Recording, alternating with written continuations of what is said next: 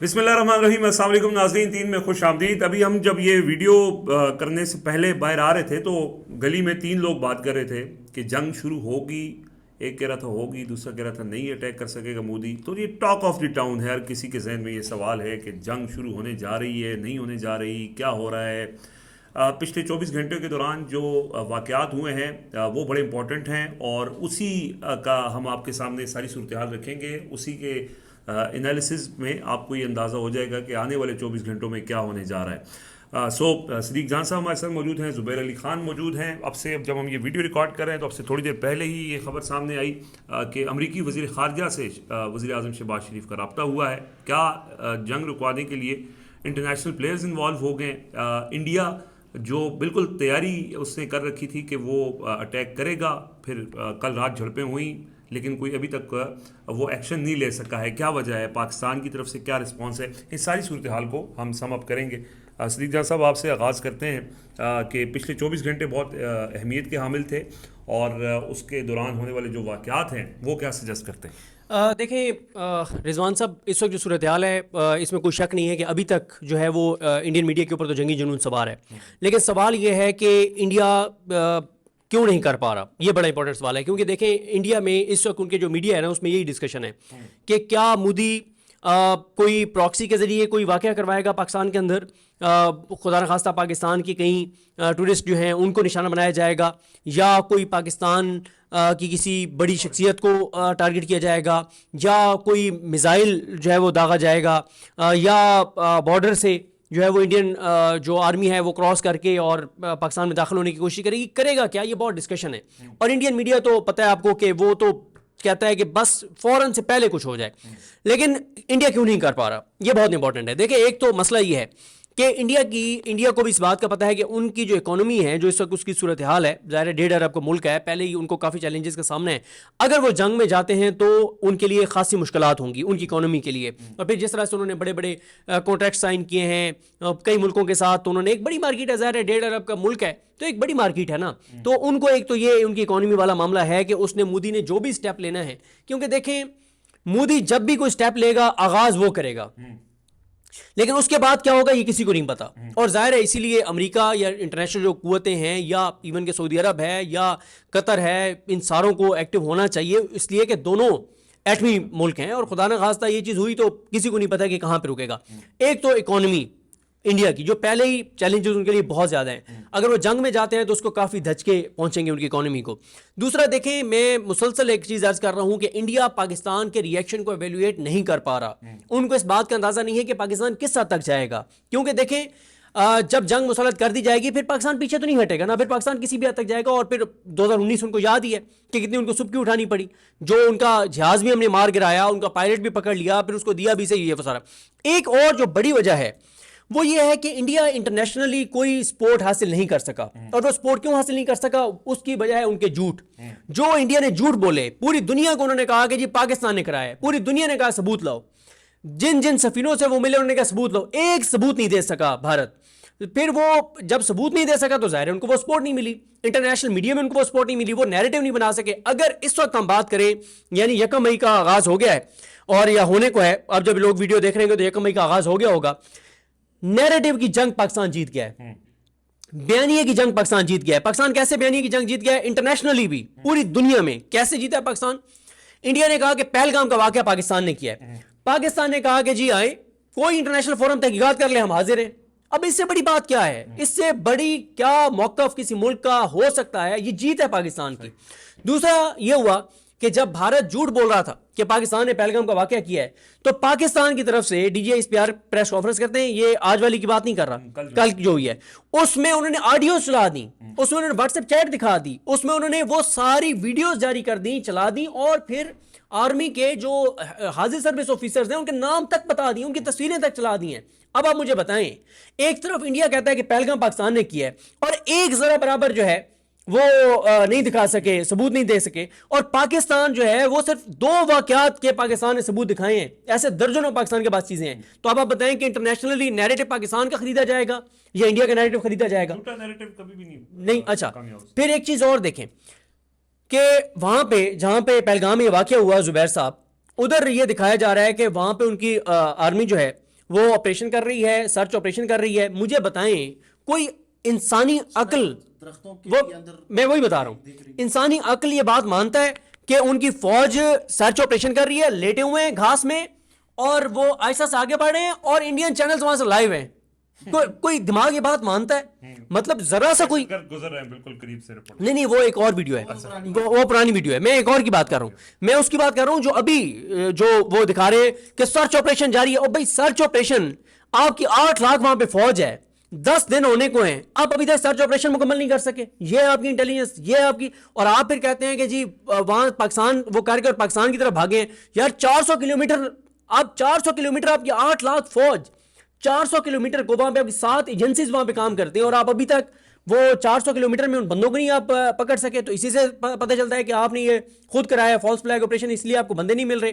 फिर उसके अलावा देखें जो वहां पे वो कश्मीरियों के साथ कर रहे हैं, वीडियोस आई हैं, वो चलाएंगे किसी वीडियो में, उनके अपने यूट्यूबर्स चला रहे हैं जो इंडियंस के साथ वो कर रहे हैं, इतना जुल्म कर रहे हैं, जो मुसलमानों के साथ जुल्म कर रहे हैं। देखें मोदी को इस बात का पता है। और लास्ट एक बात अर्ज कर दूं, इंडिया का कॉन्फिडेंस ये था कि पाकिस्तान के अंदर सियासी तकसीम है तो ये हमारे लिए आइडियल टाइम है। लेकिन इमरान खान के ट्वीट के बाद ये आप ये बात दोबारा कर रहे हैं कि इंडिया का कॉन्फिडेंस था और जी, फिर बिल्कुल। कोई काट के लगा देगा। वो काट के लगाते रहे, वो आपने भी ट्वीट किया, जुबैर भाई ने, सारे दोस्तों ने किया, तो वो जाहिर है झूठ उनका पकड़ा गया, एडिट करके उन्होंने एक वीडियो लगा दी जिसमें कि मैंने कहा कि ये आइडियल टाइम है कि भारत पाकिस्तान पर हमला कर दे क्योंकि पाकिस्तान के लोग पाकिस्तान की फौज के साथ नहीं है।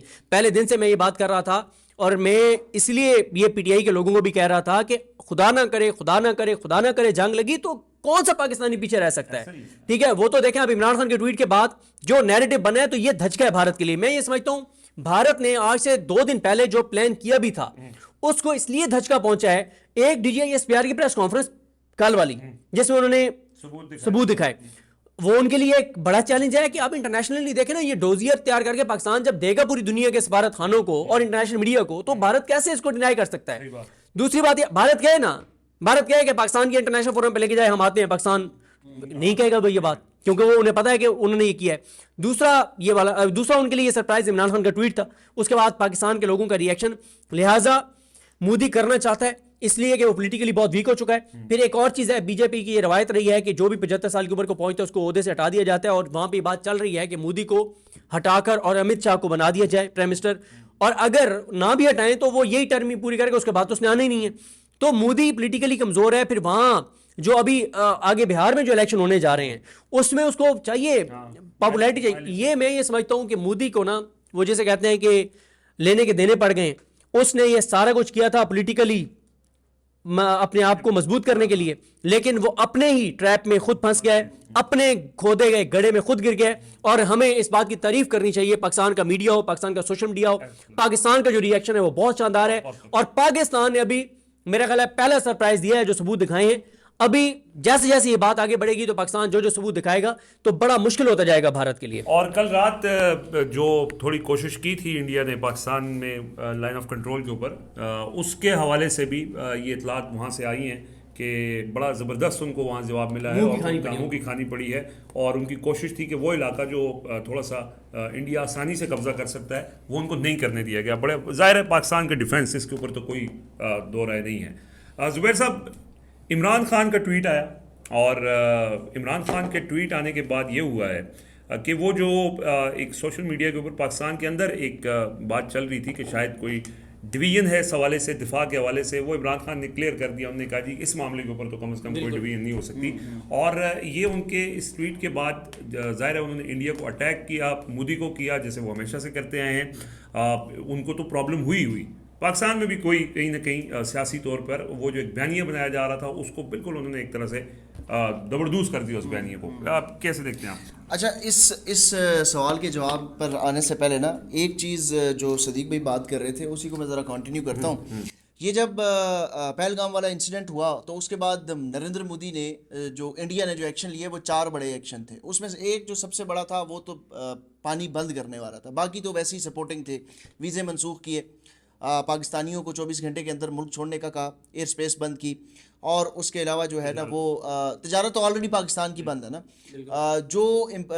उसके अलावा ये था कि आपकी डिप्लोमेटिक जो है वो डी एस्केलेशन कर दी गई, उनकी तादाद 30 तक महदूद कर दी। जो सबसे इंपॉर्टेंट था वो ये था कि पानी बंद कर दिया गया, यानी हम पानी बंद कर देंगे और पानी बंद करने का फैसला हो गया था। सबसे बड़ा स्टेप था ये उनका सबसे बड़ा स्टेप था। अब इस स्टेप के बारे में मैं नहीं, टाइम्स ऑफ इंडिया क्या कह रहा है, ये टाइम्स ऑफ इंडिया की आज की रिपोर्ट है, वो ये कह रही है कि इंडिया के पास इतना इंफ्रास्ट्रक्चर ही नहीं है कि वो पाकिस्तान का पानी कंट्रोल कर सके, और ये वहां पे पानी वो को डाइवर्ट ही नहीं कर सकते। यानी वो ये कह रहे हैं कि इस सीजन में जो अप्रैल से लेके सितंबर का सीजन है ना, इस सीजन में जहां पर पहले से ही जो आप कहते हैं ग्लेशियर्स पिघल रहे हैं, तो इतना हाई फ्लो होता है पानी का कि आप उसको डाइवर्ट कर ही नहीं सकते, आपके पास इतना इंफ्रास्ट्रक्चर ही नहीं है।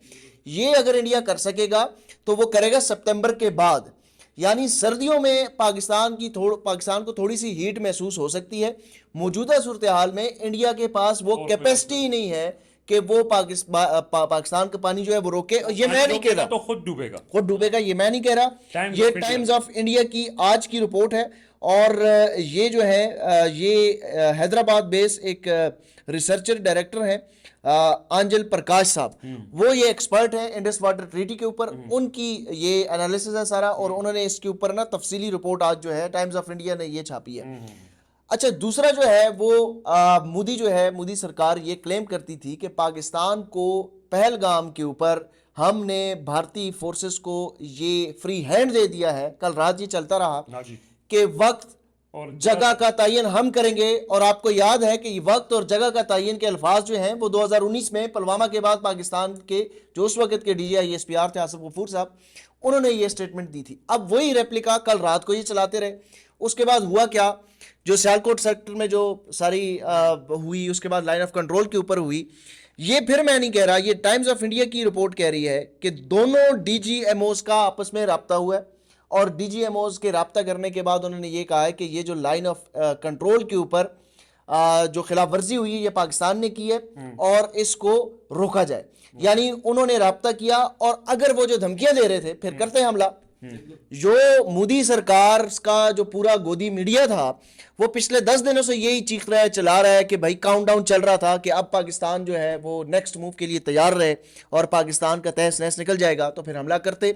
फिर जो आप जितने दावे करते हैं वो इसका मतलब ये है कि अपनी आवाम को बेवकूफ़ बनाने के लिए, अपने लोगों को अब सियासत का चूरन बेचने के लिए, खून की होली खेलकर बीजेपी जो है वो हमेशा से सियासत करती आ रही है। इस बार भी अब बिहार में इलेक्शन जो है वो सितंबर में आने हैं, तो उसके लिए माहौल बनाया जा रहा था। ये साबित हो रहा है वक्त के साथ साथ, और इंडियन मीडिया खुद नरेंद्र मोदी के जो नैरेटिव है उसको काउंटर कर रहा है। एग्जैक्टली। और जो सदीक भाई ने बात की और जो आपने तो दो चीज़ों का हवाला दिया, हम ये इसकी बॉटम लाइन ये है कि मोदी फंस गया है हर तरफ से, चारों तरफ से मोदी फंस चुका है। हाँ। और मोदी को फंसाने में जो है ना वो उनके इलेक्ट्रॉनिक मीडिया का बड़ा हाथ है। क्यों जिस तरह पाकिस्तान में ना जो सोशल मीडिया एक्टिविस्ट बहुत सारी चीज़ें हैं वो फंसा लेते हैं लोगों को और फिर उनके पास बाहर निकलने का रास्ता नहीं होता, बंद गली में चले जाते हैं। इसी तरह इंडियन मीडिया ने बंद गली में लेके चले गए। मैं एक चीज़ कहना चाह रहा था, वो ये है कि जो इमरान खान साहब का ट्वीट है ना, उसके बाद शहर इक़्तिदार में बड़ी हलचल है,